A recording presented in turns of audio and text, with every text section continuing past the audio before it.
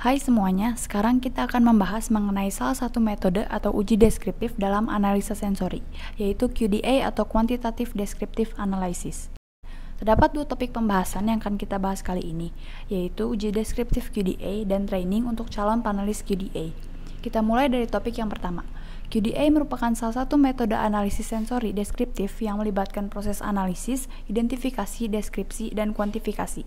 Metode ini didasarkan pada kemampuan panelis terlatih untuk mengidentifikasi dan mengkuantifikasi sifat sensori secara spesifik dari suatu produk dalam urutan persepsi. Pengujian QDA memiliki kelebihan dan kekurangan. Salah satu kelebihan penting metode QDA adalah tingkat reliabilitas dan presisi hasil uji yang tinggi, dilengkapi dengan verifikasi statistik yang cukup teliti. Sedangkan sebagai salah satu kekurangannya, metode QDA membutuhkan panelis dengan konsentrasi dan kepekaan yang tinggi, serta memakan waktu dan biaya untuk proses pelatihan panelis. Hasil analisis yang akurat dari metode ini disebabkan karena pengujiannya yang dilakukan oleh panelis terlatih yang sudah melewati tahap seleksi dan pelatihan sebelumnya. Ketentuan jumlah subjek adalah sebanyak 10-12 orang dalam sekali pengujian, di mana salah satu panelisnya akan dipilih sebagai panel leader dan berperan sebagai moderator. Beberapa ketentuan panel leader adalah merupakan ahli sensori atau dapat pula merupakan individu yang mengadakan pengujian, tidak terlibat dalam mendeskripsikan produk atau menentukan deskriptor, menyediakan sampel standar dan sampel training, lembar skor percobaan, serta menguji dan menilai kinerja juri. Untuk aplikasinya, metode QDA banyak diaplikasikan dalam industri pangan, termasuk pada bagian QC untuk pengecekan konsistensi sensori produk, bagian marketing untuk monitoring produk selama pemasaran, dan bagian R&D untuk mendeskripsikan produk baru, mengetahui pengaruh perubahan formula ataupun pengaruh penyimpanan dan pengemasan. Dalam proses training panelis QDA, calon panelis terlatih yang sudah melalui tahap seleksi akan dilatih keterampilan dan kepercayaan dirinya dalam hal pengujian QDA, termasuk menentukan dan menilai atribut produk. Training akan memakan waktu berkisar antara 8-12 jam selama 2 minggu. Terdapat 9 tahapan dalam training panelis QDA. Tahap pertama berkaitan dengan jenis produk yang dibutuhkan dalam training, di mana akan dipersiapkan 4 kategori produk, yaitu produk standar, produk variasi, atau produk yang diubah dengan jumlah perubahan yang diketahui, di mana perubahan harus mewakili perubahan intensitas atribut, sampel referensi dari suatu atribut spesifik, dan produk kompetitif. Tahap yang kedua adalah persiapan jadwal training oleh panel leader. Contoh jadwalnya dapat dilihat pada gambar yang tertera. Yang perlu diperhatikan adalah rencana untuk setiap sesi harus agak fleksibel. Tahap yang ketiga adalah perencanaan sesi training. Sebagai contohnya, gambar yang tertera merupakan rencana sesi pelatihan QDA 1 hari, yaitu pelatihan mendeskripsikan sereal dengan variasi atribut sweetness dan spice. Di akhir sesi, panel leader akan menentukan apakah panelis dapat melihat perbedaan yang nyata antara produk pada lembar skor.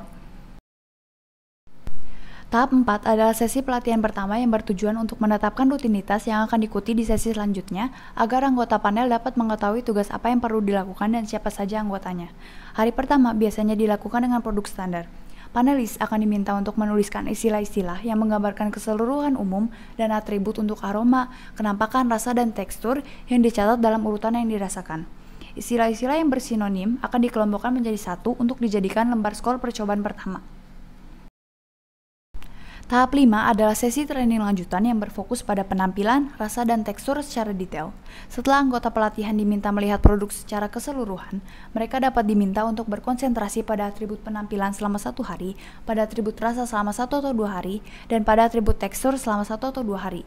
Setiap harinya, panelis akan mencicipi dan melihat variasi produk yang telah disiapkan oleh panel leader, serta sampel referensinya untuk membantu panelis dalam mendefinisikan dan memahami atribut yang dilihat.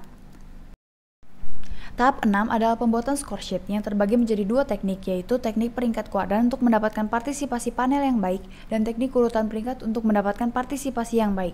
Pada teknik peringkat kuadran, salah satu cara yang dapat dilakukan adalah dengan bertanya secara langsung kepada masing-masing panelis tentang produk mana yang berada di kuartal pertama, kedua, dan ketiga, atau keempat, di mana penempatannya akan ditampilkan dalam bentuk line scale. Dengan menggunakan teknik ini, dapat dilihat adanya perbedaan dari panelis terhadap kelompok secara keseluruhan akibat adanya perbedaan selera individu. Sedangkan pada teknik urutan peringkat, panelis akan memberikan ranking pada kekuatan atribut. Seperti misalnya pada contoh gambar tertera, di mana panelis diminta untuk menilai 3 sampel rasa manis pada 1 lembar skor, dan dapat disimpulkan dari hasil tersebut bahwa panelis 2 dan 4 tidak melihat produk 1 sebagai produk yang paling manis. Untuk itu, diskusi antar panelis diperbolehkan karena kemungkinan adanya perbedaan sudut pandang, sehingga dirasa perlu untuk mengklarifikasi masalah tersebut. Karena yang paling penting adalah peran aktif panelis dalam mencicip dan menggambarkan produk. Tahap 7 adalah mengintegrasi semua istilah menjadi satu score sheet. Terdapat beberapa hal yang harus diperhatikan dalam tahap ini, yaitu pertama, istilah yang digunakan harus dapat menggambarkan satu atribut sensori dan menjadi satu kesatuan. Kedua, tidak diperkenankan adanya duplikasi data atau istilah, sehingga apabila ada dua istilah yang menggambarkan hal yang sama, maka panelis harus memilih salah satu dari kedua istilah tersebut. Ketiga, panelis harus menilai produk dalam kondisi yang sama. Misalnya, apabila panelis 1 menilai tingkat kerenyahan sereal setelah 30 detik direndam susu, maka panelis 2 pun harus mencicipi sampel pada kondisi yang sama.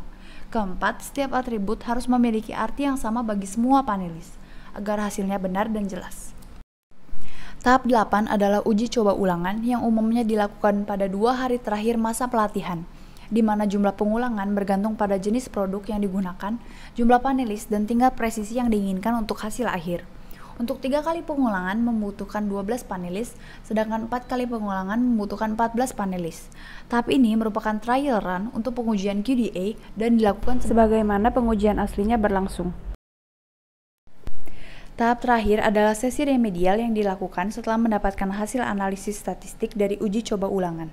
Panel leader akan menentukan apabila calon panelis telah siap untuk pelaksanaan pengujian QDA yang sebenarnya. Pada sesi ini, terdapat beberapa hal yang menjadi pertimbangan. Contohnya adalah kemampuan deskripsi dan diskriminatif panelis terhadap produk sampel, serta sikap panelis selama pelatihan. Untuk tahapan pelaksanaan metode QDA secara garis besar, tahapan ini terbagi menjadi 2. Pada tahap pertama atau tahap penentuan deskriptor, sampel akan diberikan kepada sekelompok panelis terlatih yang terdiri dari 10-12 orang. Kemudian, para panelis akan berdiskusi dalam satu meja secara melingkar untuk menentukan deskriptor-deskriptor yang menggambarkan sampel. Deskriptor tersebut akan dicatat oleh panel leader. Pada tahap penentuan intensitas deskriptor atau tahap selanjutnya, setiap panelis akan diarahkan ke dalam booth terpisah untuk diberikan kuesioner berisi deskriptor-deskriptor yang sudah didiskusikan sebelumnya. Setiap panelis melakukan pengisian secara individual terhadap intensitas setiap deskriptor hingga didapati hasil kuesioner berupa data intensitas. Data ini dapat diperoleh menggunakan 2 cara, yaitu line scale atau skala berbentuk garis lurus yang terbagi menjadi beberapa ruas, di mana setiap ruas menunjukkan satuan panjang yang sama, ataupun dengan 7-point intensity scale, yaitu dengan menuliskan nilai antara 1-7, di mana semakin tinggi nilai menandakan intensitas atribut yang semakin besar. Hasil data kuantitatif atribut sensori yang diperoleh dari kuesioner selanjutnya akan diolah secara statistik. Untuk analisis dan interpretasi hasil pengujian QDA, terdapat analisa statistik yang wajib dilakukan, yaitu ANOVA atau Analysis of Variance, dan dilanjutkan dengan post-hoc Duncan. Analisis wajib ini dapat dilakukan dengan aplikasi SPSS dengan langkah sebagai berikut. Pertama, pada menu Data View, dimasukkan hasil tabulasi data kuantitatif yang diperoleh, sedangkan pada menu Variable View, dilakukan pengaturan terhadap label objek penelitian, desimal, dan measure scale. Langkah kedua dilakukan dengan memilih menu Analyze, Compare Means, dan One Way ANOVA. Ketiga, akan keluar list label yang sudah diisi sebelumnya. Formula sebagai faktor yang akan mempengaruhi atribut sensori ditempatkan ke dalam kolom faktor, sedangkan deskriptor rasa manis, rasa asin, rasa khas ubi, dan aftertaste akan ditempatkan kepada kolom dependent list. Keempat, pilih menu post hoc dan pada equal variances assumed, centang uji Duncan, lalu klik continue. Yang kelima, hasil output ANOVA dan post hoc Duncan kemudian akan ditampilkan. Pada tabel hasil ANOVA, terlihat bahwa pada atribut rasa manis, khas ubi, dan aftertaste didapati nilai sig atau p-value lebih kecil dari 0,05.